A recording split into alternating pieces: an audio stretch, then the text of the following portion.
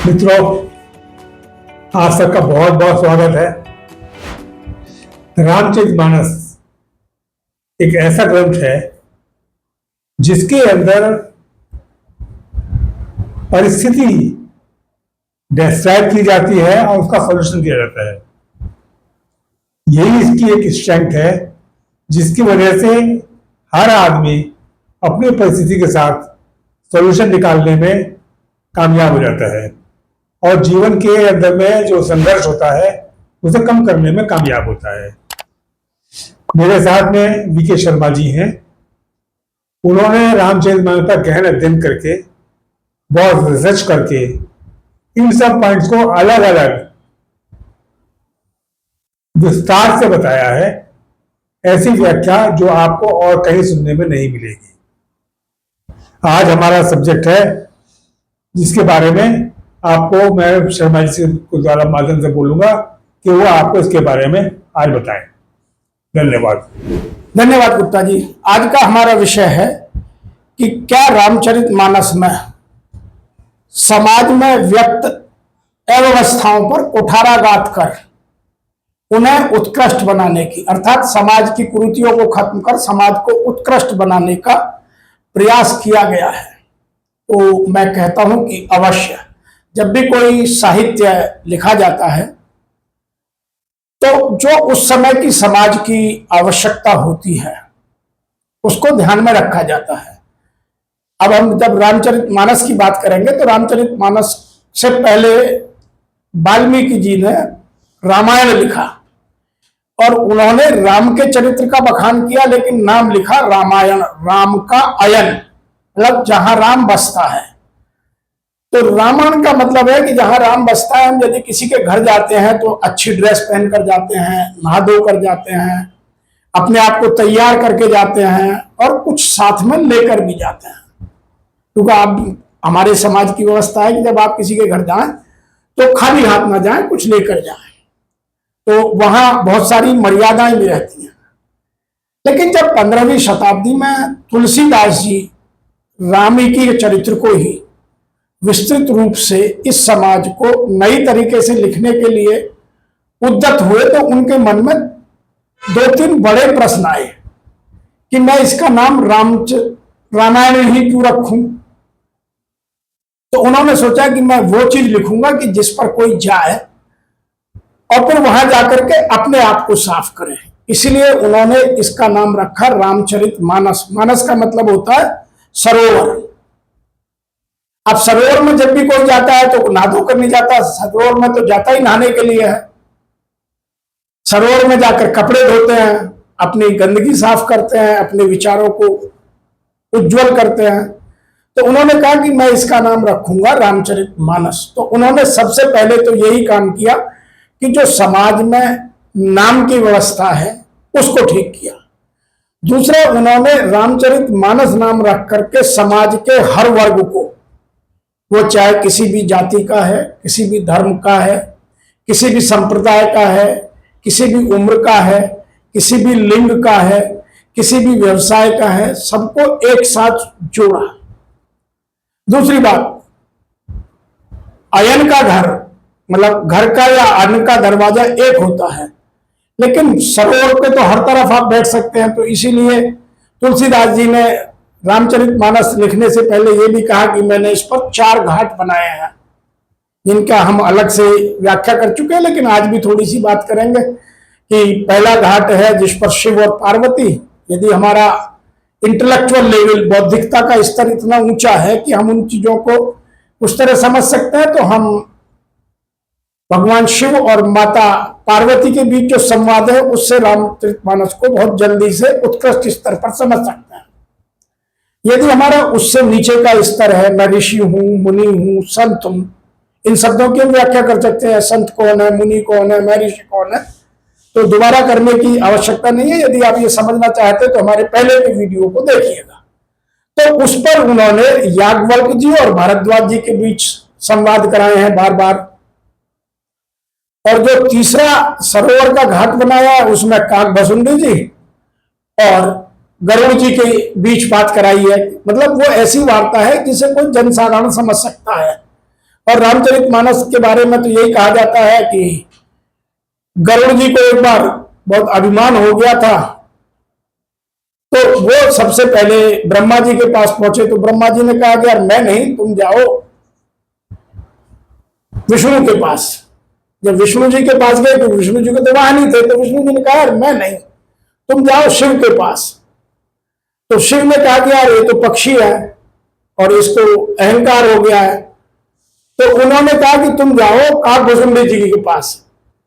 तो गरुड़ जी को बड़ा अचंभा हुआ कि यार मैं समझना क्या चाहता हूं और ये मुझे भेज रहे कहीं, तो कौवा मुझे क्या समझाएगा।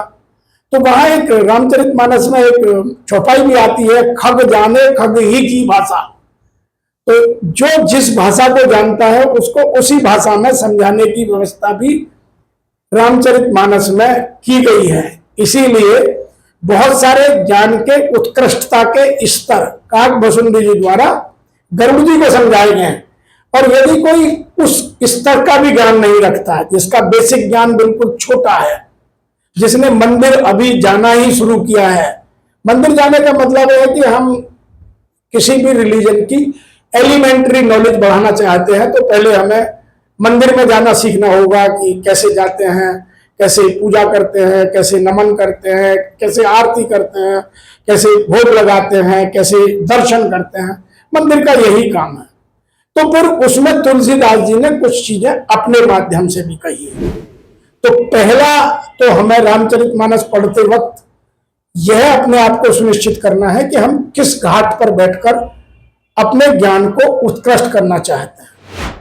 दूसरा, जब भी कोई साहित्य लिखा जाता है तो उस समय समाज में उन चीजों का स्तर क्या है उसको लिखने वाला ध्यान रखता है और उन पर ही कुठाराघात करता है। और बाबा तुलसीदास जी ने रामचरितमानस में जो 15वीं शताब्दी में समाज में फैली अव्यवस्थाएं थी उन पर कुठाराघात किया है, क्योंकि उस जमाने में शूद्रों को मंदिर में नहीं जाने देते थे। तो तुलसीदास जी ने ऐसे प्रसंग जगह जगह लिखे हैं जिनमें भगवान राम कभी सबरी से मिल रहे हैं, कभी केवट से मिल रहे हैं, कभी निषाद राज से मिल रहे हैं। उसका पर्पज ये है कि भगवान के लिए सब कोई बराबर है।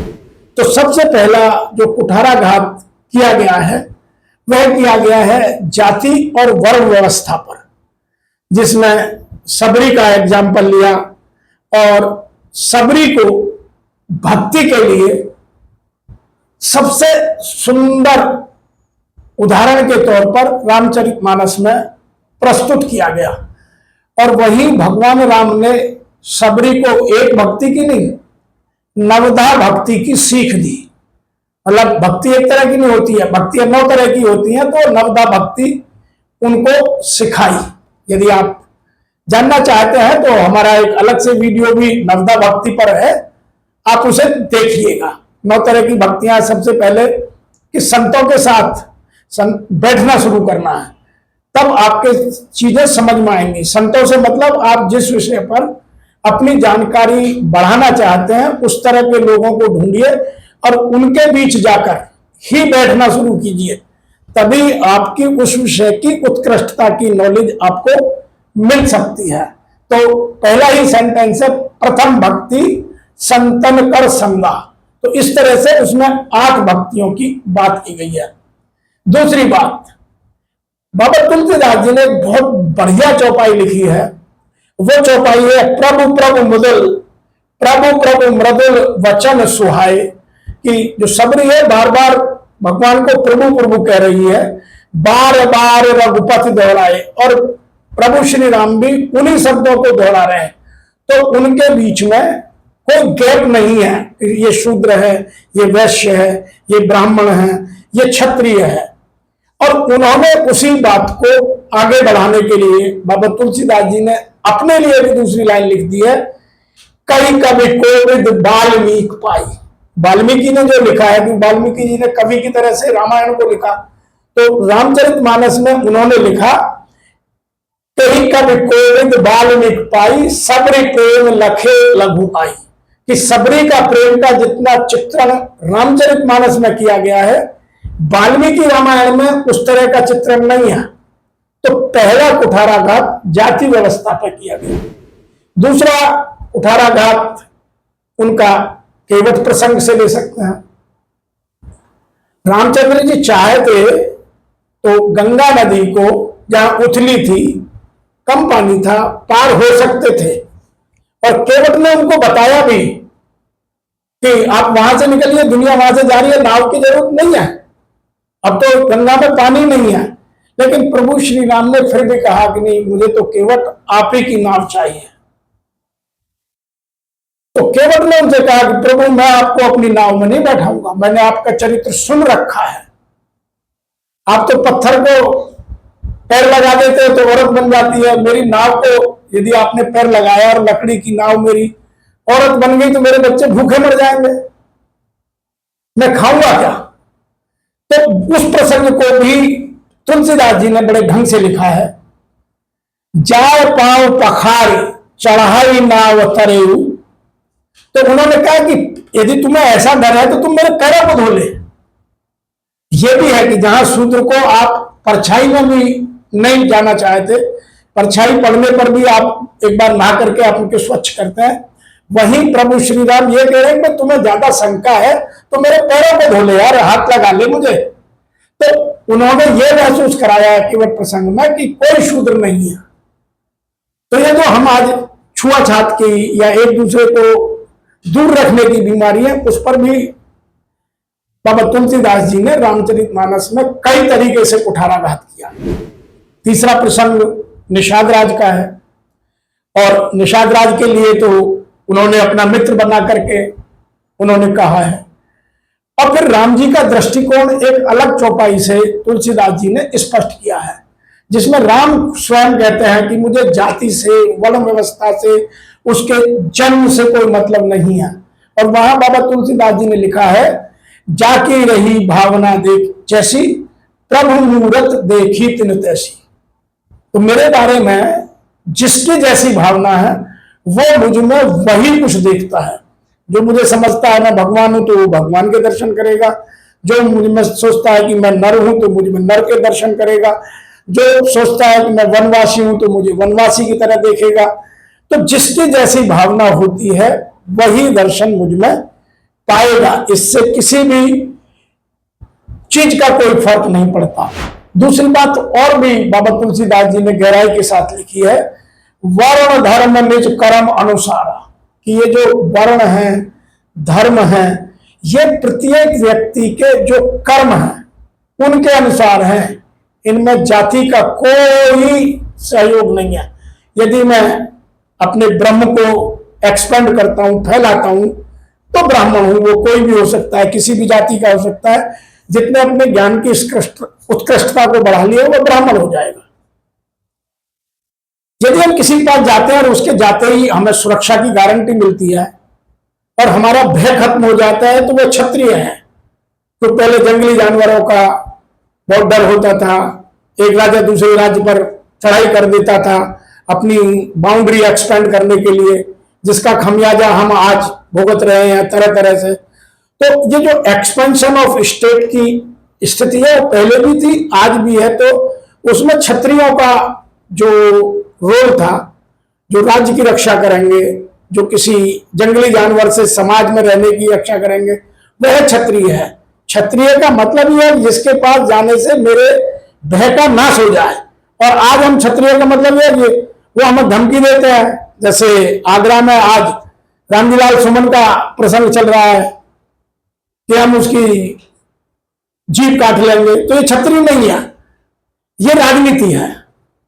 तो बाबा तुलसीदास जी ने इस चीज पर भी कुठाराघात किया है और उन्होंने बहुत स्पष्ट लिखा है, वर्ण धर्म निज कर्म अनुसारा, नृप अवलोकन चलाई पथ सारा। ये तब संभव है, देखिएगा बाबा तुलसीदास जी को पता था कि कल्चर हमेशा टॉप से आती है, तो उन्होंने वहां लिखा है कि जैसा राजा करेगा वैसी ही प्रजा करेगी, यथा राजा तथा प्रजा। तो जो नृप करता है, जो आज के राजनीतिक करते हैं, वोट के लिए आपस में लड़ाते हैं, मारपीट कराते हैं, जातियों में बांटते हैं, अगला पिछला करते हैं, हिंदू मुसलमान करते हैं, ये सब अपना वोट का है, उन्हें किसी से कोई मतलब नहीं है। तो बाबा तुलसीदास जी ने रामचरितमानस के माध्यम से इस पर भी प्रहार किया कि जो राजा जैसा अपना आचरण करेगा प्रजा में वही होगा।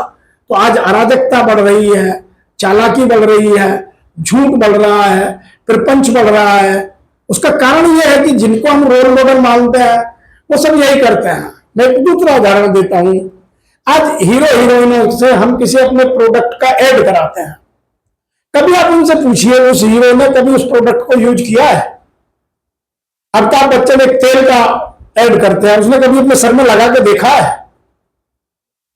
बहुत सारी हीरोइन आज की डेट में ज्वेलरी का, कभी वो ज्वेलरी फ्री में मिल गई तो पहन ली, कभी खरीद करके अपनी डेली लाइफ में पहन करके मार्केट में जाके देखा है? आज हम हेल्थ प्रोडक्ट जो कराते हैं, कभी उसने खाया है अपनी लाइफ में? तो ये हमारी भावनाओं के साथ खिलवाड़ कर पैसा कमाने का माध्यम बन गया है। तो यदि आप रामचरितमानस को पढ़ते हैं तो तुलसीदास जी की उस भावनाओं को समझिएगा। तीसरी बात जो निषाद राज के माध्यम से कहना चाहता हूं, उन्होंने निषाद राज को अपना दोस्त बनाकर रामचरितमानस में बाबा तुलसीदास जी ने लिखा है, निषाद सुप्रीत राम की जग प्रसिद्ध भयो। यदि निषाद से राम जी ने प्रीत ना की होती तो निषाद को कोई नहीं जानता। तो भगवान राम ने उसको अपना मित्र कह करके उसको जग में प्रसिद्ध कर दिया। और उसका उदाहरण यह है कि जब पहली बार भरत जी राम से चित्रकूट मिलने आ रहे थे तो उन्होंने सबसे पहले ये पूछा कि यहाँ गंगा पर आए थे तो उनकी मुलाकात किससे हुई थी? तो उन्होंने कहा कि निषाद राज से। तो राम से मिलने से पहले निषाद से मिलने गई कि जो मेरे भाई का मित्र है वो मेरे लिए राम हो गया। ये रामचरितमानस की ब्यूटी है। तो भरत जी निषाद जी को लेकर के राम से मिलने गए, तुम्हें मित्र कह गए तो तुम मेरी मदद कर सकते हो, मेरा भैया अपने दोस्त की बहुत मानता है, आपको मित्र कहा है तो आपकी बात को मानेगा।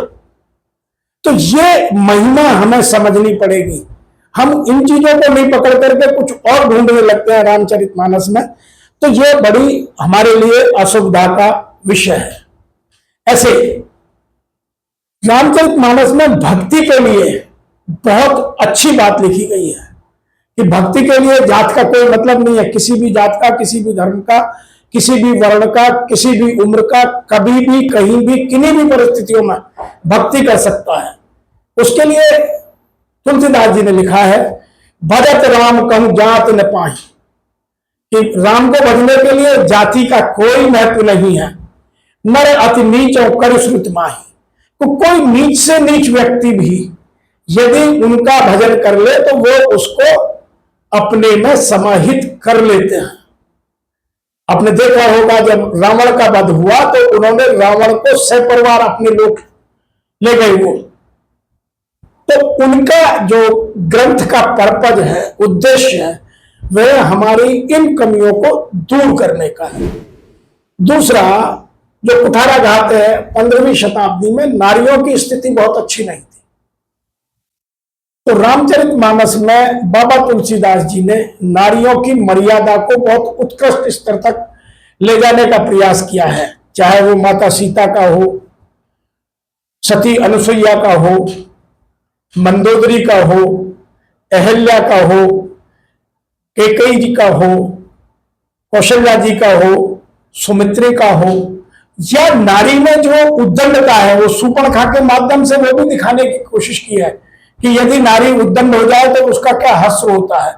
तो उन्होंने उन चीजों पर भी कुठाराघात किया और राम के माध्यम से, क्योंकि 15वीं शताब्दी में बहुपत्नित्व की प्रथा थी कि एक राजा के 5-7 रानियां होना आम बात थी, लेकिन पहली बार तुलसीदास जी ने इस बात को सूर्पणखा और राम के संवाद से स्थापित करने का प्रयास किया है कि मैं तो एक पत्नी व्रता हूं, मैं दूसरी शादी नहीं करूंगा।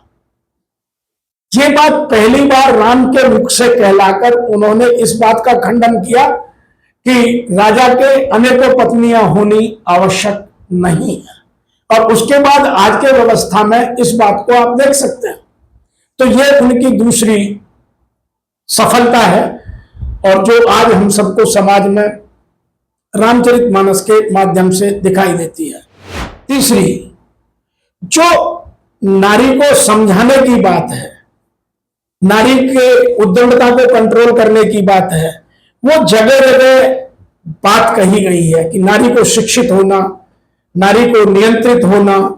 आज हम जिस चौपाई का सबसे ज्यादा रामचरितमानस में हल्ला मचाकर दुरुपयोग करते हैं और उसकी व्याख्या गलत तरीके से करते हैं, क्योंकि तब तक न्यारी का गान इतना बड़ा नहीं था, उसको बहुत सारी चीजों में हम जोड़ते नहीं थे।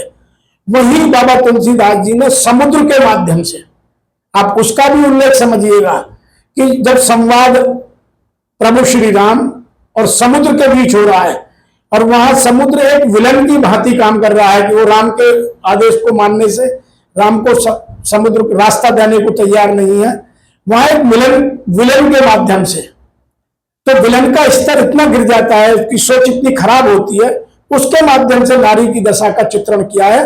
और वहां उन्होंने ये बात कही है कि ढोल गवार शूद्र पशु नारी सकल तालना के अधिकारी। तो समुद्र अपने आप को कह रहा है कि जो ढोल है, मतलब जिसका ऊपर से तो ज्ञान ही दिखा रहा है, अंदर से खोखा है, थोथला है। ढोलक क्या है कि बाहर तो दोनों साइड से बजती है लेकिन अंदर से खाली होती है। तो ऐसे हम लोग बहुत तक ऊपर से हम ज्ञान दिखाते हैं, अंदर कुछ नहीं है। तो वो लोग जिनको बोलते हैं ढोल की पोल खुल गई, उन लोगों को ताड़ने की आवश्यकता है। एक गवार उसे कहते हैं जिनका जो ब्रह्म में एक्सपेंड नहीं हुआ, उसको या तो मौका नहीं मिला, या हमने शिक्षा का उसको अवसर नहीं दिया, या उसने अपने आप को शिक्षित करने की कोशिश नहीं की। उन चीजों को भी आपको कोशिश करना है, बढ़ाना है। ऐसे ही पशु है, यदि आप पशु को देखिएगा तो उसको प्रॉपर ट्रेनिंग देकर के ही आप यूज कर सकते हैं। आप बैल को देखिएगा, बैल को पहले हल में चलना सिखाया जाता है, गाड़ी में जुटना सिखाया जाता था, बंदर को नचना सिखाया जाता है। तो ये सब चीजें उनको एक एजुकेशन के तहत कही गई हैं। इसी तरह से नारी पर भी अंकुश होना बहुत जरूरी है, जो सुपर्णखा का माध्यम दिखाया। और जो यहां भी बात कही है कि नारी की अव्यवस्था में इतना योगदान बढ़ा दिया था कि उसको घर से बाहर निकलना बनता।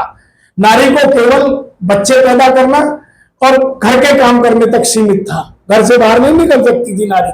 तो वो वहां कहते हैं कि आप उनको मौका दीजिए और उनके ब्रह्म को एक्सपेंड करने में मदद कीजिए। एक बात और उन्होंने कही है जो नारी के माध्यम से नारी की उत्कृष्टता को दिखाने की कोशिश की है। जानकी जुगल पद कमल नमन, जो सीता जी हैं उनको एक नाम जानकी भी है, कि मैं उनके कमल रूपी चरणों में नमन करता हूं। क्यों मैं नमन करता हूं? उनकी क्या ब्यूटी है? हरि अनंत बल कप सर समन, कि उनमें इतनी इच्छा है अपने उत्कृष्टता को बढ़ाने की, अपनी धैर्य को, अपनी पवित्रता को, अपने वैभव को, अपने ज्ञान को, जितनी प्रभु में है, हरि में है।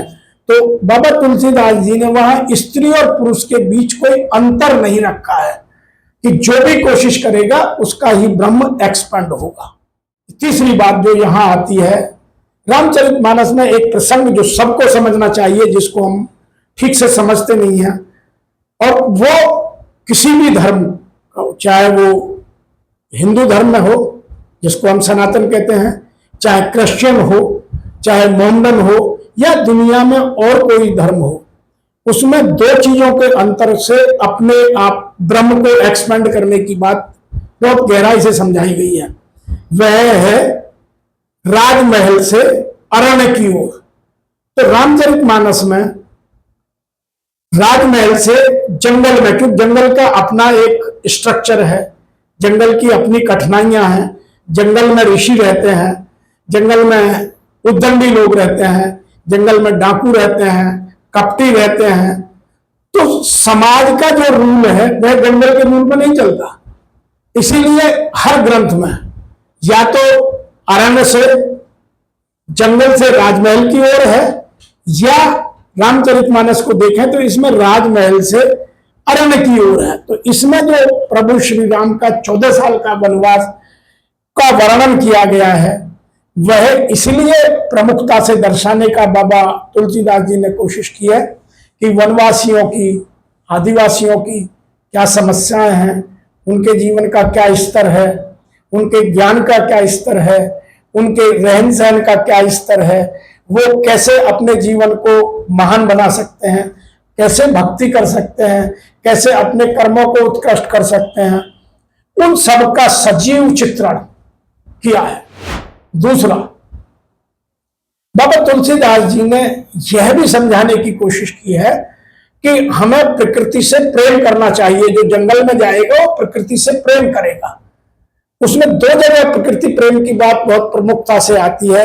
जब राम जी और उनके तीनों भाइयों भरत, लक्ष्मण और शत्रुघ्न शादी करके जनकपुर से वापस अयोध्या आते हैं, तो अयोध्या में आते ही वो सबसे पहले वृक्षारोपण का काम करते हैं।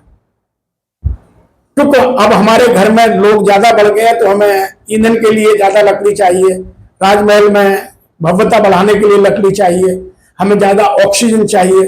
तो वहां भी वन व्यवस्था को सुरक्षित संरक्षित करने की बात कही गई है।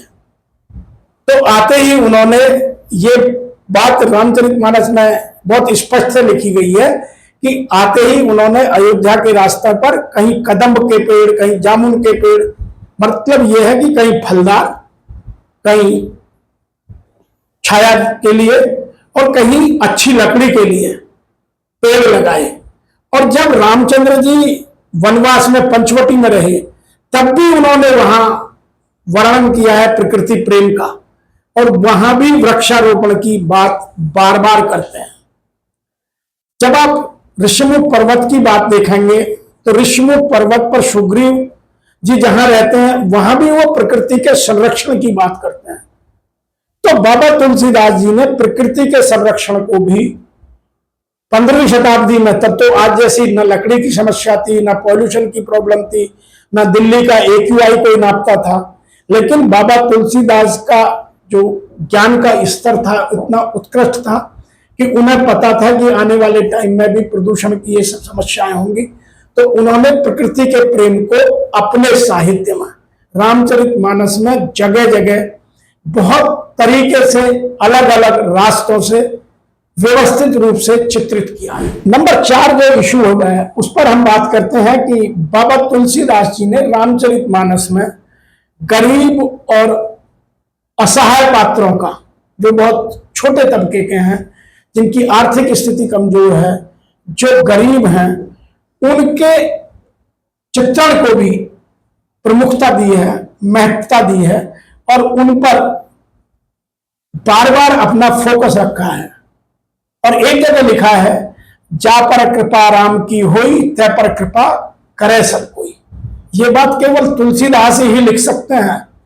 और रामचरितमानस का यही ब्यूटी है, यही सुंदरता है कि उन्होंने हर चीज को समझा है और हर चीज को उत्कृष्ट बनाने का प्रयास किया है। मैं आपको उदाहरण से समझाता हूं कि जब रावण अपने मामा मारीच के पास जाता है कि मामा तुम्हें मेरा एक काम करना होगा, तो मारीच रावण से पूछता है कि भांजे राजा बताओ मैं आपकी कैसे मदद कर सकता हूं। तो वो कहता है कि तुम्हें स्वर्ण मृग बनकर पंचवटी में जाना है और राम के ध्यान को भटकाना है और मुझे सीता का हरण करना है। तो पहले ही अवसर में मना कर देते हैं मारीच, मैं नहीं जाऊंगा, मैं जानता हूं राम को। राम ने मुझे जब मैं जवान था और एक बिना फल का बाण मारा था और मुझे हजारों योजन दूर पटक दिया था, वो घाव मेरी बॉडी पे तुम आज भी देख सकते हो, मैं ये काम नहीं करूंगा। तो उसका चित्रण बाबा तुलसीदास जी ने असहाय के माध्यम से किस तरह किया। तो रावण उसको धमकी देता है कि मामा तुम्हें मरना तो है, अब तुम मेरे हाथों से मरो या राम के हाथों से मरो, दिस इज योर चॉइस, तुम नहीं बनोगे तो मैं मारूंगा तुम्हें। तो तब रावण के इस डायलॉग के बाद मारीच यह सुनिश्चित करता है कि यदि मरना ही है तो क्यों ना प्रभु के हाथों से मरा जाए। तो वो असहाय लोगों की सहायता के लिए भी उन उदाहरणों को डेवलप कर जगह जगह उनको स्पेस देते हैं। और फिर मारीच आते हैं, मृग बनते हैं, राम को ले जाते हैं, राम की आवाज निकालकर लक्ष्मण को बुलाते हैं और इस बीच में रावण सीता जी का हरण कर लेता है। दूसरा, जो गरीब और अमीर है, उसके बीच भक्ति की कहीं कोई सीमा रामचरितमानस नहीं छोड़ती। आप जब चाहें, जैसे चाहें, जिन परिस्थितियों में चाहें, आप भक्ति कर सकते हैं। और आज के टाइम में एक आदमी ने लिखा है कि आप किन्हीं भी परिस्थितियों में, किसी भी समय, किसी भी तरीके से भक्ति कर सकते हैं। ये जो आपने नियम कानून हमारे सामने बन गए कि नहा के ही भक्ति करनी है, बिना नहाए भजन नहीं कर सकते, बिना खाए भजन करना है, इतने बजे के बाद नहीं करना है, इतने बजे, ये सब व्यापार है, ये सब धंधा है, ये खोटा धंधा है, इसमें नहीं फंसना है। भक्ति के लिए कोई टाइम नहीं है, जब समय मिले, जैसे समय मिले। बल्कि रामचरितमानस में तो बाबा तुलसीदास जी ने बहुत अच्छी बात करी है कि आप प्रत्येक काम को करते समय राम का ध्यान रखिए, साक्षी भाव की बात की है, और हर काम में राम को देखिए। आपका हर कृत्य राम में हो जाना चाहिए, हर काम में भक्ति समझनी चाहिए। और जब आपको अपने काम को आप राम की सेवा मान लेंगे तो वही भक्ति बन जाएगा। और बाबा तुलसीदास जी ने इस बात को बहुत गहराई से लिखा है। दूसरी बात, जब आदमी दुखी हो जाता है अपने किसी आतंक के कारण, कितनी अत्याचार के कारण, किसी अत्याचार के कारण, तो वो किसी की शरण में जाता है। और आज के समाज में हम शरणागत मतलब से बनाते हैं। यदि मेरा मतलब हल होता है तो मैं उसको एंट्री दूंगा, नहीं होता तो भगा यार, कहां से आ गया। आज की पॉलिटिक्स में देखिए, यदि वो मुझे चुनाव जीत दिला सकता है तो जबरदस्ती भी मैं तोड़ कर लाऊंगा, और यदि लगता है कि नहीं होगा तो चाहे वो कितना ही अच्छा कार्य करता है उसको टिकट नहीं देते हम। तो शरणागत का भाव यदि समझना हो तो तुलसीदास जी ने उन्हें कई जगह से अच्छी तरीके से विस्तृत रूप से चित्रित किया है। पहली बार चित्रित किया है जब विभीषण जी रावण का राज्य त्याग कर श्री राम की शरण में आते हैं, सुग्रीव उन पर संदेह करते हैं, तो रामचंद्र जी तब भी कहते हैं कि जो मेरी शरण में आ गया वो मेरा हो गया, अब आप उस पर संदेह मत कीजिए। और सुग्रीव जी के कहने के बाद भी वो विभीषण को अपनी शरण में लेते हैं, और तब हनुमान जी खुश होते हैं। सुंदरकांड में ये बात बहुत स्पष्टता से आपको समझ में आ सकती है। शक और सारण के साथ भी वो जब यही लक्ष्मण जी से कहते हैं कि यदि हमें यही सब करना होता तो तुम्हारे यहाँ क्यों आते, हम तो दोबारा लौट कर आए, रावण ने मार के भगा दिया, तो उनको भी मुक्ति देते हैं। और तीसरी बात जो उन्होंने शरणागत के लिए विशेष रूप से कही है वह है शरणागत भय हर प्रभु सोई, कि जो भगवान की शरण में आता है भगवान उसके सारे दुखों को, वह आर्थिक हो, शारीरिक हो, भौतिक हो, मानसिक हो, उसके सब दुखों को हर लेते हैं। करुणा निषाद बुराद जग सोई, कि जो करुणा निधान श्री राम का ही एक नाम है जो जानकी जी ने रखा है, माता जानकी ने रखा है कि वो करुणा के निधान है, करुणा के सागर है, वो सब पर करुणा करते हैं। तो वो जो शरणागत हो जाए वो उस पर अपनी कृपा का अपार भंडार थोप देते हैं। प्रॉब्लम कहां आती है कि हम शरणागत बनना नहीं चाहते, हमारा अहम खत्म नहीं होता, हम सरेंडर करना ही नहीं जानते, दिखाते हैं कि मैंने सरेंडर कर दिया। हम मंदिर में जाकर सरेंडर नहीं करते, मंदिर में जाकर भी भगवान से सौदा करते हैं कि मैं 101 रुपए का प्रसाद लाया हूं, मैंने आपके मंदिर में पंखा लगवाया है, मैंने आपको ड्रेस पहनाई है, मैंने भंडारा किया है, मैंने ये किया है, तो मेरा काम कर दो। नहीं, शरणागत का मतलब है प्रभु आप जो करा रहे हैं मैं केवल वही कर रहा हूं, और मुझे इतनी शक्ति दो कि मैं वो करने में सामर्थ्य पैदा कर सकूं कि जो आप मुझे आदेश दें मैं उन्हें काम कर सकूं। शरणागत का यह मतलब है। तो ये चीजें हमें इन चीजों से समझने की है। पांचवा जो सबसे महत्वपूर्ण मुझे लगता है वह है सामाजिक विषमता पर कुठाराघात। उन्होंने 3 तरीके से कुठाराघात किया। सबसे पहले भक्ति सबके लिए ओपन कर दी। आप मेरे रामचरितमानस कोई पढ़ सकता है, किसी घाट पर बैठकर पढ़िए, आप गंदे पढ़िए, संदे पढ़िए, जब जी में आए तब पढ़िए, सोते वक्त पढ़िए, जाते वक्त पढ़िए, दोपहर में पढ़िए, दिन में पढ़िए, रात में पढ़िए, जब समय मिले, बट अपने विचारों में उत्कृष्टता लाइए। भक्ति दूसरा, बाबा तुलसीदास जी ने ज्ञान के स्तर को बढ़ाने के लिए रामचरितमानस में सारे ज्ञानों को, कभी प्रभु शिव और माता पार्वती के माध्यम से ज्ञान की उत्कृष्टता, कभी काकभूषुंडी और गरुड़ जी के माध्यम से जो लोएस्ट लेवल है, मिडिल लेवल के लिए उन्होंने याज्ञवल्क्य जी और भारद्वाज जी के माध्यम से ज्ञान को जगह जगह बखेर कर रखा है। हर जगह आप जिस तरह का ज्ञान चाहें उस तरह का ज्ञान रामचरितमानस से उठा सकते हैं। एक युवा का क्या कर्तव्य है, एक स्त्री का क्या कर्तव्य है, एक राजा का क्या कर्तव्य है, माँ का क्या कर्तव्य है, पत्नी का क्या कर्तव्य है, भाई का भाई के प्रति क्या कर्तव्य है, राजा का प्रजा के प्रति क्या कर्तव्य है और प्रजा के राजा के प्रति क्या कर्तव्य है। धोबी की कथा रामचरितमानस में जब लिखी गई है वो इसलिए लिखी गई है कि राम राज्य में आप इतने मग्न मत हो जाइए कि आप राजा की बुराई करने लग जाएं। देखिए, धोबी की कथा का मीनिंग वो नहीं है जो हमें समझाया जाता है कि धोबी के कहने से प्रभु श्री राम ने माता जी सीता का त्याग कर दिया। कथा ये नहीं है। कथा ये है कि जब हमें सब चीज कम मेहनत में मिलने लगती है तो हम आलसी, प्रमादी और दूसरे में कमी ढूंढने लग जाते हैं। तो धोबी पर इतना समय था कि वो अपने राजा में कमी निकाल सकता है और अपनी धोबन से मारते हुए कहता है कि मैं राजा राम की तरह नहीं हूं जो सीता जी रावण के पास इतने समय रहकर आए, उन्होंने रख लिया, मैं नहीं रखूंगा। इसके तीन मीनिंग निकलते हैं। आप इसको तीन तरीके से सोचिए। सबसे पहले जो मैंने अभी आपको याद दिलाया कि प्रजा का कर्तव्य है कि यदि राजा उसकी सुविधा का ध्यान रख रहा है तो प्रजा भी राजा के प्रति लॉयल रहे, समर्पित रहे, उसकी कमियों को नहीं, उसके ज्ञान को, उसकी अच्छाइयों को, उसकी जो वीरता है, जो उसकी मर्यादा है, उनको विकसित करे, अपने आप को डेवलप करे। दूसरा, अपने ज्ञान के स्तर को यदि आपको मौका मिल रहा है, अपॉर्चुनिटी मिल रही है तो डेवलप कीजिए। और तीसरा, जो सबसे प्रमुख शिक्षा उस माध्यम से हमें लेनी चाहिए वह यह है कि हम किसी का शोषण ना करें। जब राम जी शोषण नहीं कर रहे हैं तो धोबी शोषण क्यों कर रहा है, यह उसको कहने की आवश्यकता क्यों? तो यह राम राज्य की व्यवस्था में प्रजा का निरंकुश होना दिखाता है। और आज जब हम बात करते हैं राइट ऑफ एक्सप्रेशन की, धोबी का वही राइट ऑफ एक्सप्रेशन माता सीता को जंगल में भेज देता है। तो बाउंड्री बनाने की आवश्यकता है।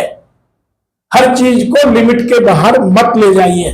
तो ये सामाजिक विषमताओं पर कुठाराघात बाबा तुलसीदास जी ने भक्ति के माध्यम से, ज्ञान के माध्यम से और कर्म के माध्यम से, कि मेरा कर्म इतना उत्कृष्ट हो कि मैं राज्य की रक्षा करने में अपने आप को सामर्थ्य बना सकूं। मेरा कोई कर्म ऐसा न हो जिससे समाज में अराजकता, समाज में अव्यवस्था फैलती हो। उसके कर्म मैं आपको बहुत सारे उदाहरण दे सकता हूं। जब राम दंडक वन में जाते हैं तो राक्षसों का वध करते हैं कि उनके कर्म समाज के विरुद्ध हैं। ऋषियों की सेवा करते हैं, उनको यज्ञ नहीं करने देते हैं तो राम ऋषियों की सेवा करते हैं। ये कर्म के माध्यम से है। तो आपको जो साधन अच्छा लगता है उस हिसाब से अपने जीवन के उत्कृष्टता को आप बढ़ा सकते हैं। वो भक्ति हो, ज्ञान हो, कर्म हो। और रामचरितमानस चारों की व्याख्या करता है, क्योंकि हम समय समय पर आपको चारों व्याख्याओं के माध्यम से उन चीजों को समझाते हैं। छठवां जो इशू है कि उन्होंने समाज को सुसंगठित और स्वस्थ समाज के निर्माण करने की कोशिश की है। उन्होंने समाज में कुछ पैरामीटर दिए हैं। अच्छा राज्य कैसा हो, जिसको उन्होंने लिखा है कि राम के राज्य में कोई दुखी नहीं था, किसी को न दैहिक दुख था न भौतिक था, दैहिक दैविक भौतिक तापा, राम राज नाहू का हुआ था, किसी को कोई कष्ट नहीं था। दूसरी बात, उन्होंने समाज को सुसंगठित करने के लिए समाज की जो विषमता है उनको बताने की कोशिश की है। एक बहुत अच्छी चौपाई है, पावस काल देख मन भाया। पावस मीन्स बरसात का समय, नव पल्लव तन लख सुख छाया। कि बरसात आते ही जो पेड़ सूख जाते हैं गर्मी के कारण, प्रकृति जो लाल रंग की दिखाई देने लगती है और बरसात होते ही वो ग्रीन हो जाती है। तो उसको बाबा तुलसीदास जी ने रामचरितमानस में दो तरीके से दर्शाया है। आपने देखा होगा कुंवारी लड़की को शादी में लाल रंग का जोड़ा पहनाने की प्रथा रामचरितमानस के बाद आई है।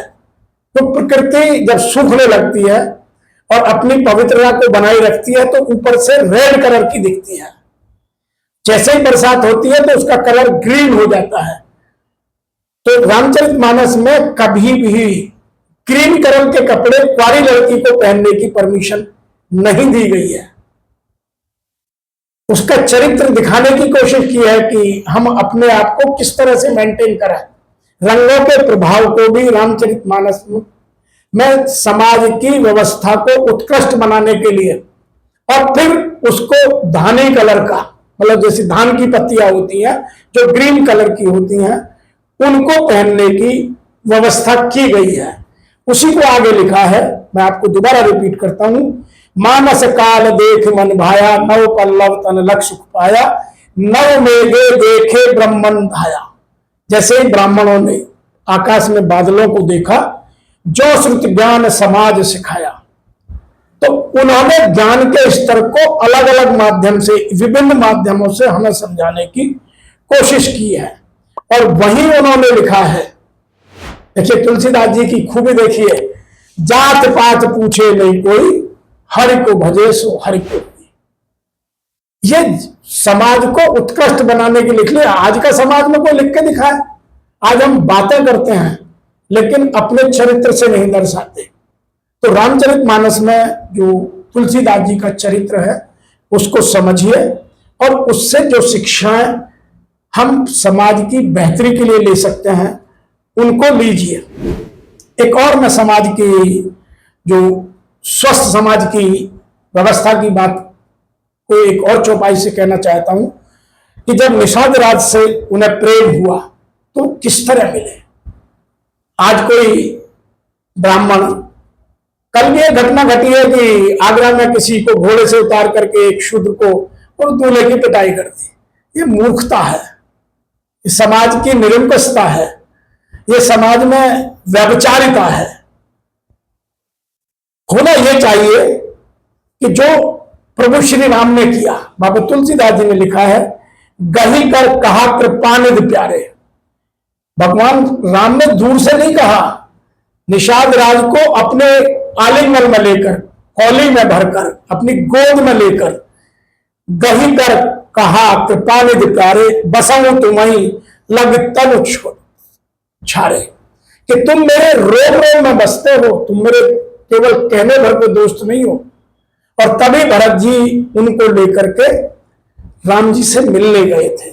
तो उनके इन भाव को हम समझते नहीं है और हम रामचरितमानस में कुछ लोग केवल कोशिश ये करते हैं कि मैं कमियां ढूंढूं और अपने आप को ज्यादा बुद्धिमान दिखाऊं, जबकि ग्रंथ सीख करके हम अपने आप को कैसे उत्कृष्ट बनाएं इसके लिए लिखे जाते हैं। सातवीं बात, पारिवारिक समाज, पारिवारिक, सामाजिक और राष्ट्रीय व्यवस्था के कुछ मापदंड दिए गए हैं कि राजधर्म क्या है, सामाजिक धर्म क्या है, पारिवारिक धर्म क्या है। उनके अनेकों उदाहरण हैं और उन उदाहरणों से आप अपने आप को दूर नहीं पा सकते। सबके कल्याण की बात करते हैं और सबका कल्याण होने के बाद ही समाज एकत्र होता है। आज ऐसा नहीं है कि केवल हम एक पर्टिकुलर कास्ट के लिए या एक पर्टिकुलर व्यवसाय के लिए हम कोई काम करने लगे, वह अनैतिक है। और सामाजिक न्याय व्यवस्था की बात भी बाबा तुलसीदास जी ने रामचरितमानस में जगह जगह लिखी है। वर्षा न लागी कृषान हानि, यदि वर्षा नहीं होगी तो किसान को हानि होगी। देखिए उन्होंने केवल एक की बात नहीं लिखी है, दूसरा काम क्या लिखा, सुखी बसई मृग, यदि जंगल में घास नहीं होगी तो हिरण खुश नहीं होगा।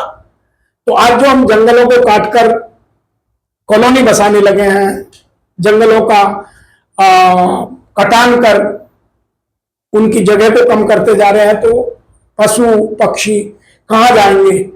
तब की उन्होंने बात लिखा है, वर्षा न लागी किसान हानि, सुखी बसई मृग बिनु बिनानी, सकल मुनहि सन वृंद बिलागा। यदि जंगल में व्यवस्था ठीक से नहीं होगी तो जो मुनिजन है, जो समाज से दूर जाकर तपस्या कर अपने जीवन में उत्कृष्टता या समाज को बेहतरी बनाने के लिए, अपने जीवन को उत्कृष्ट बनाने के लिए, समाज को सुख और उत्कृष्ट संदेश देने के लिए काम करते हैं, वो लोग कहां जाएंगे। धन्य राम कर राज विरागा, कि मैं उस प्रभु श्री राम को धन्यवाद देता हूं कि उन्होंने राज का त्याग करके और राज से विरुद्ध होकर के जंगल को जा रहे हैं। जो मैंने राज से या राजमहल से अरण्य की बात की थी, उस बात को भी सामाजिक न्याय के तरीके से कह रहे हैं कि जब तक हम दूसरे के दुख को नजदीक से जाकर नहीं देखेंगे, नहीं समझेंगे, तब तक हम उस दुख का निदान नहीं कर सकते। आज बहुत सारे लोग, अंग्रेजी में कहावत कही जाती है, put your feet in other shoes. जब दूसरे के जूते में आप पैर डालेंगे तभी पता चलेगा कि जूता कहीं से काटता है नहीं काटता है। तो हम जब उस लेवल पर जाकर के, अब रामचरितमानस सिंपैथी की बात नहीं करता, रामचरितमानस में हर जगह एम्पैथी की बात की गई है। चाहे नल और नील से समुद्र पर बांध बनवाया गया, चाहे अंगद को रावण के दरबार में भेज करके एक बार पुनः यह संदेश दिया गया कि तुम ही बलशाली नहीं हो, हनुमान जी पहले अपना बल दिखा गए, मैं अपना बल दिखा रहा हूं। लेकिन अपने अहंकार के वश रावण नहीं सुनता है। इस बात को भी उन्होंने पुष्टि की है और बहुत सारे उदाहरण दिए हैं। रामचरितमानस में समाज को स्वस्थ और सुसंगत बनाने के लिए शिक्षा पर बहुत महत्व दिया गया है। बार बार ये बात कही है जिसको हमारे शास्त्रों में लिखा गया है, श्रद्धावान लभते ज्ञानम, ज्ञान केवल उसी को मिलता है जिसमें श्रद्धा होती है। और रामचरितमानस में लिखा गया है, विद्या विनय न सुलभ संस्कृति।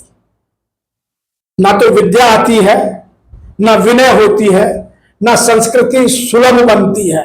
ये सब कब बनती है? जब मेरे ज्ञान का स्तर बढ़िया हो जाए। उसके लिए लिखा है, जो न तपसे के अंतर बसती, कि ये चीजें मेरे अंतर मन में बसनी चाहिए, ऊपर से नहीं, दिखावे के लिए नहीं। केवल मैं रात दिन अपने हाथ में रामचरितमानस या लेकर, गीता लेकर घर में बैठूं, समाज में घूमूं, बिस्तर के मैं तकिए के नीचे लगाकर सोऊं, ज्ञान नहीं बढ़ेगा जब तक वो मेरे अंतर मन में उतरकर मेरे ज्ञान को रोजाना के क्रियाकलापों में प्रचुर मात्रा में नहीं दिखाएंगी, तब तक मुझे कोई ब्राह्मण कहलवाने का अधिकार नहीं है। तो ये चीजें रामचरितमानस में विकसित कर बाबा तुलसीदास जी ने समाज को विकसित बनाने की कोशिश की।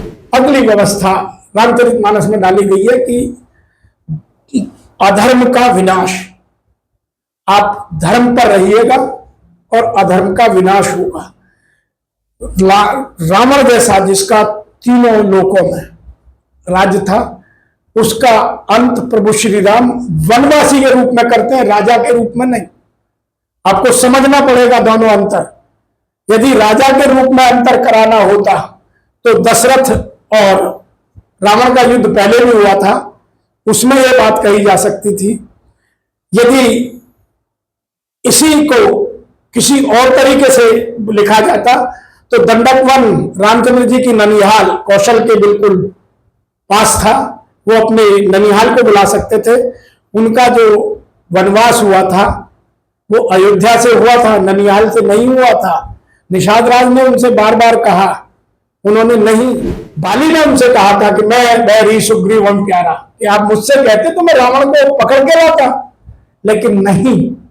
उन्होंने धर्म के माध्यम से अधर्म के विनाश की बात, बाली को इसलिए मारा कि बाली ने अपने छोटे भाई की पत्नी को, रावण का अनाचार अत्याचार जब चरम पर पहुंच गया था तब मारा। उन्होंने बार बार उसे समझाने की, उसे मैसेज देने की कोशिश की है, चाहे वो मंदोदरी हो, चाहे उनके नाना माल्यवंत हो, उनके भाई विभीषण हो, उनके भाई कुंभकर्ण हो, लेकिन वो सुन नहीं रहा है।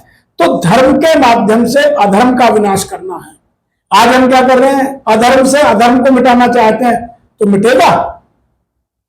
अधर्म से अधर्म तो कई गुना बढ़ जाता है। आज की राजनीति में देखिए, आज के व्यापार में देखिए, आज के समाज में देखिए, एक झूठ बोलता है एक, तो दूसरा बोलेगा 4 झूठ। एक बार एक धोखा करता है, दूसरा 10 बार धोखा करता है। तो हम किस तरह के समाज का निर्माण कर रहे हैं। अगली बात उन्होंने लिखी है कि समाज में धर्म आधारित व्यवस्था हो, अधार्मिक व्यवस्था ना हो। धर्म आधारित व्यवस्था लंबे समय तक चलती है, अधर्म कुछ दिन चल जाता है। लोग आज भी कहते हैं कि जो अधर्म का घड़ा है वो बहुत जल्दी फूटता है। आज के माध्यम से कहूं तो लोग कहते हैं चोरी जारी मल रही और 12 बरस तक चल रही। मतलब जो चोर है जब तक शरीर में जाने तब तक चोरी कर सकता है, बूढ़ा होते ही मरेगा। जारी मीन्स हम समझते हैं व्यभिचार, परस्त्री गमन करना। जब तक शरीर में जाने करेंगे नहीं तो बीमार हो जाएगी। आज एड्स लग रही है, मर रहे हैं। और मल्लई मीन्स पहलवानी। पहलवानी का मतलब है कि दूसरों को जानबूझ करके तंग करना, अपने बल का प्रदर्शन करना। तो बाबा तुलसीदास जी ने इन सब चीजों को धार्मिक रूप से हमें समझाने की कोशिश की है और धर्म आधारित व्यवस्था बनाने की कोशिश की है। एक और बात कही है जो बहुत ही गजब की बात है कि उन्होंने कोशिश की है कि समानता और समरसता को समाज में सदैव स्थान दिया जाए। आज समाज में ना समानता बची है ना समरसता बची है। पेपरों पर दिखती है, आर्टिकल टाइम्स ऑफ इंडिया हो, हिंदुस्तान टाइम्स हो, इकोनॉमिक टाइम्स हो, कोई मैगजीन हो, सब में मिलेंगे, बड़ी बड़ी बातें होंगी, सोशल मीडिया बढ़ा रहेगा, लेकिन आचरण में किसके मिलेगा समानता और समरसता? आज के बाबाओं को देखिए, धर्म प्रचारकों को देखिए, आज के बिजनेसमैनों को देखिए, आज के पॉलिटिशियंस को देखिए, आज के जो सो कॉल्ड धार्मिक गुरु हैं उनको देखिए, उनमें कहीं ना तो समानता का स्तर दिखता है ना समरसता का स्तर दिखता है। यह है अभी हमें देखना है तो बाबा तुलसीदास जी की रामचरितमानस को गहराई से समझने की आवश्यकता है। आइए मैं आपको कुछ उदाहरण देता हूं। बाबा तुलसीदास जी ने अपने रामचरितमानस में एक जगह लिखा है समानता के लिए, सिया राम मैं सब जग जानी। मैं पूरे संसार में ही सिया राम सबके, हर स्त्री में सिया और हर पुरुष में राम के दर्शन करता हूं। आपने कबीरदास को देखा होगा जो उसी समकालीन है। वो भी कभी ये नहीं कहते थे कि कपड़ा मैंने बनाया है और कपड़ा मैं आदमी को बेचने जा रहा हूं। उनका एक दोहा बहुत पॉपुलर है, राम ने बनाया राम ने बेचा। तो मेरे राम जी अपने कस्टमर को कभी उसका नाम नहीं लेते थे, वो कहते थे मेरे राम जी, और वो जो देता था उससे लेते थे, वो कभी किसी से सौदा नहीं करते थे। तो उनका जो कर्म का प्रभाव है वह देखने को है, वो हर किसी में राम देखते थे। वही बात तुलसीदास जी ने लिखा है कि मेरे लिए सिया राम मैं सब सब जानी, करौ प्रणाम जोड़ जुगबानी, कि मैं सबको प्रणाम करता हूं। तो वो भाव हम में आना चाहिए। आप एक तुकाराम संत हुए हैं महाराष्ट्र के, उनकी एक कथा बहुत प्रसंग है कि तुकाराम जी जंगल में कुटी बनाकर रहते थे और वो प्रत्येक व्यक्ति में राम को देखते थे। तुलसीदास जी के जो वाक्य उसका वह अक्षर से पालन करना चाहते। तो एक बार किसी गांव में गए और वहां से कुछ मांग कर लाए, अपना खाना बनाया, खाना बना करके रोटी रख दी और फिर घी लेने के लिए अपनी कुटिया में चले गए। इतने में एक कुत्ता आया और वो रोटी लेकर के चला गया। तो संत तुकाराम उसके पीछे घी की कटोरी लेकर भागते हैं कि अरे प्रभु राम सुनो सुनो, ये बिना चुपड़ी रोटी मत खाओ, मुझे तो आज भिक्षा में घी भी मिला है, ये घी को लगा लो। और कुत्ता नहीं रुकता है। तो इस स्तर तक यदि मेरा समर्पण है तो राम के दर्शन होंगे। रामचरितमानस पढ़ने का फायदा तब होगा कि सिया राम मैं सब जग जानी, करो प्रणाम जोड़ जुगबानी। हम हर स्त्री में इन चीजों को देखें, हर एक में राम का दर्शन करें, तभी साक्षी भाव उत्पन्न होगा।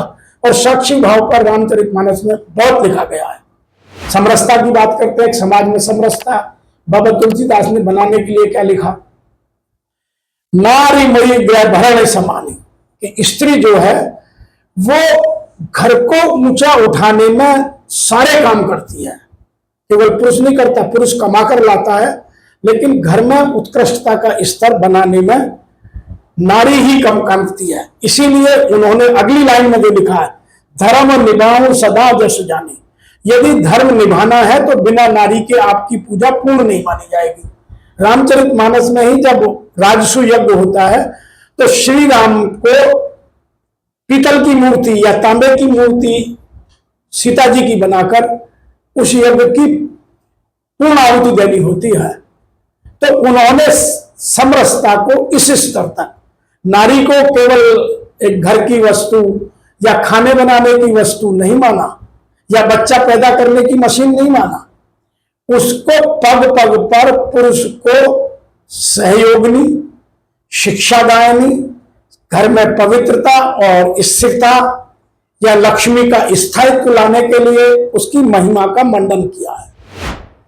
उसी तरह से उन्होंने समरसता लाने के लिए श्रम और सेवा के महत्व को जगह जगह दर्शाया है कि जिनको हम शूद्र कहते हैं, जिनसे हम श्रम कराते हैं, जिनकी हम सेवा लेते हैं, उनकी हम डिग्निटी, उनको नमस्कार करना चाहिए, उनका हमें आभारी होना चाहिए।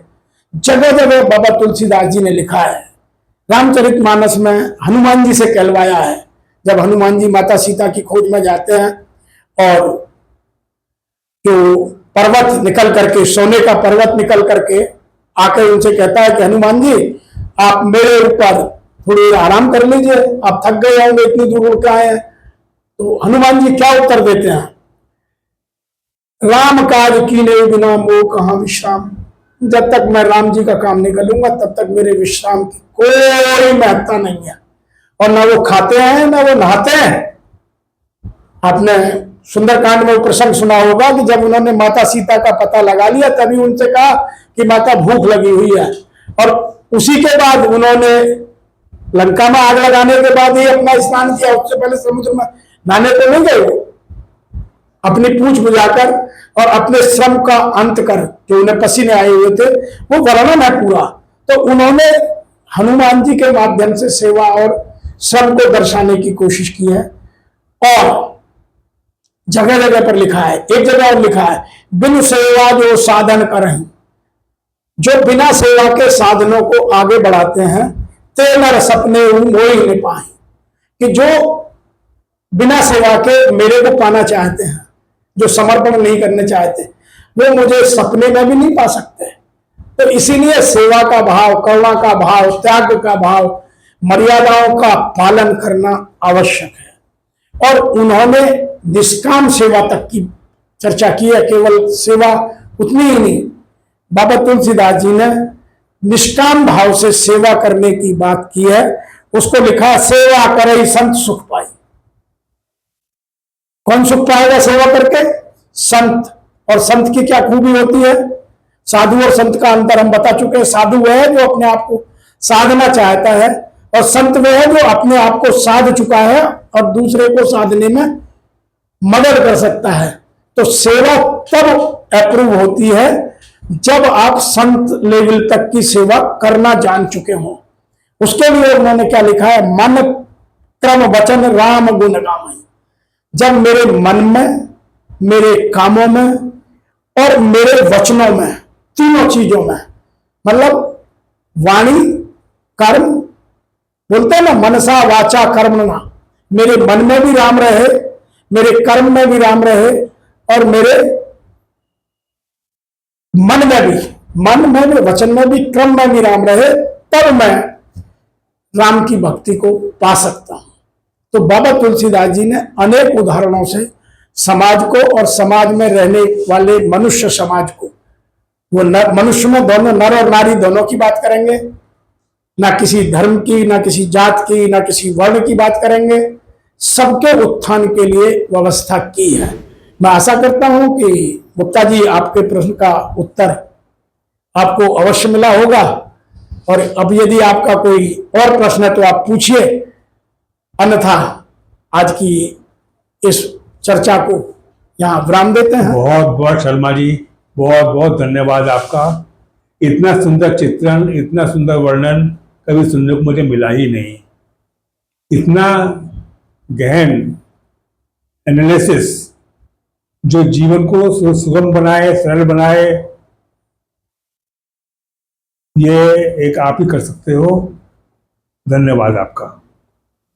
श्रोताओं, आपको प्रश्न हो आप हमें भेजें, हम आपके प्रश्नों का फिर से विस्तार से वर्णन करेंगे। धन्यवाद।